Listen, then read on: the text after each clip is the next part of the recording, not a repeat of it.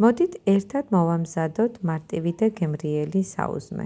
ამისთვის დაგჭირდებათ კვერცხი, სოსისი, სოკო, ყველი, პომიდორი, მწვანილები გემოვნების მიხედვით, მარილი და რა თქმა უნდა ლავაში.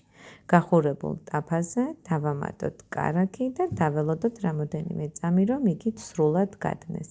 შემდგომ დავაყაროთ სოსისი.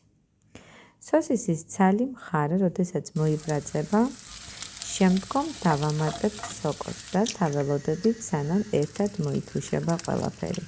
ამასობაში ავთქვიფავთ კვერცხს, დავამატებთ მარილს, კარგად ათქვეფილ კვერცხს დავასხავთ უკვე მობრაძულ პროდუქტზე და დავაყრით ყველს. სანამ კვერცხი ზემოდან ცოტათი ფოყლოა, დავაფარეთ ლავაშს, რომ ერთმანეთი შეიწოვოს. ამასობაში ძირი მოიბრაძება და ამოვატრიალებთ იმისთვის, რომ ლავაშიც იყოს ძირედად მობრაძული.